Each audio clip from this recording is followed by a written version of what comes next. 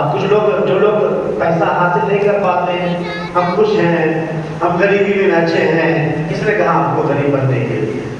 مالدار بنے، کوشش کیے نہیں آپ نے۔ کس نے منع کیا تھا مالدار بننے سے؟ مالدار بننا چاہیے آپ کو۔ مالدار کو لاچار اور مفلس سے بہتر قرار دیا گیا کہ وہ مالدار بہتر ہے اس غریب اور مفلس مومن سے، کیونکہ یہ لوگوں کو نفع پہنچاتا ہے۔ تو اگر وہ مالدار نفع پہنچاتا ہے اپنے مال سے، اگر جسم کے طاقت والا اپنی طاقت سے لوگوں کو نفع پہنچاتا ہے تو وہ بہتر اور کامل مومن ہے۔ اگر کوئی اقتدار میں بیٹھا ہے، کوئی سیاست کر رہا ہے اور اس کی ذات سے کسی کو نفع پہنچ رہا ہے تو وہ لاچار مومن سے، اس غریب مومن سے بہتر ہے کہ وہ 100 لوگوں کو نفع پہنچانے کا سبب بن رہا ہے۔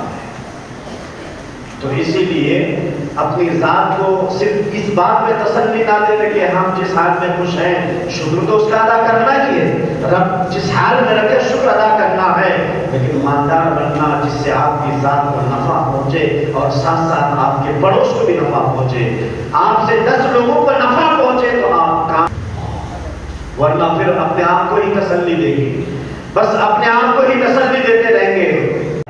تو اللہ کے رسول نے فرمایا کھانا کھلانا اور نرم بات کہنا، اچھی بات کہنا، یہ اسلام ہے۔ یہاں نہ نماز، روزہ، زکات کسی چیز کا تذکرہ نہیں ہوا۔ اللہ کے رسول نے صرف فرمایا اسلام 2 چیزوں کا نام ہے، کھانا کھلانا اور میٹھی باتیں، اچھی باتیں کرنا، یہ اسلام ہے۔ یہ 2 باتیں سننے میں بڑا آسان لگتا ہے، اس میں کتنی راز پوشیدہ ہے۔ اب آپ کو میں بتاتا چلوں کہ کھانا کھلانا یہ اسلام ہے، کھانا کھانا اسلام نہیں ہے، کھلانا اسلام ہے۔ دوسرے حدیث میں اسی کے تعلق سے ایک مفہوم ملتا ہے۔ اللہ کے رسول صلی اللہ علیہ وسلم نے فرمایا کہ جو مومن ہوگا، جو مسلمان ہوگا، وہ اللہ کی بارگاہ میں مقرب تو ہوگا، لیکن ان مومنوں میں جو طاقت والا ہوگا وہ اللہ کو بڑا پسند ہے۔ جو طاقت والا ہوگا اسے اللہ پسند فرماتا ہے۔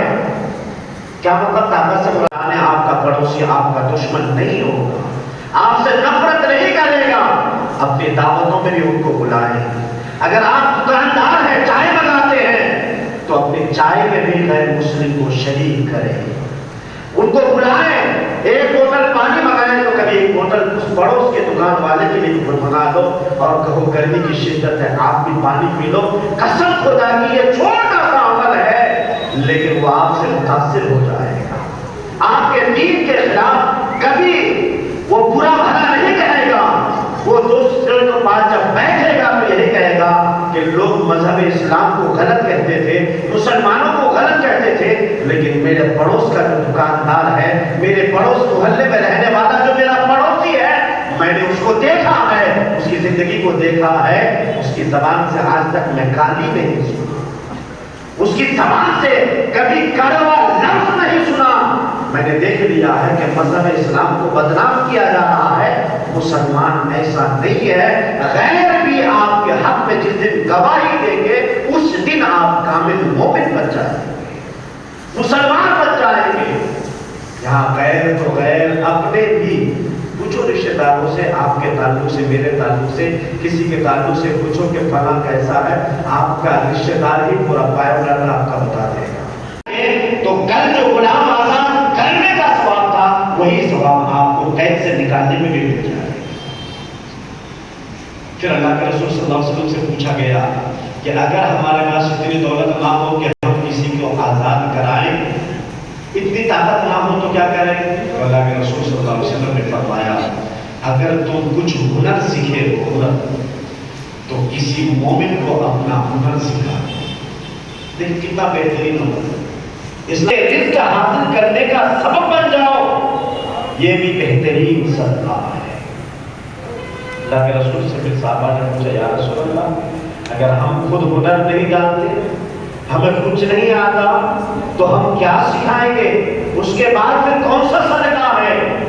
تو اللہ کے رسول صلی اللہ علیہ وسلم نے فرمایا کہ اگر تمہارا کوئی پڑوسی یا تمہارے بازو والا کوئی کام کر رہا اور اس کے کام میں ہاتھ بٹا دو، یہ بھی صدقہ۔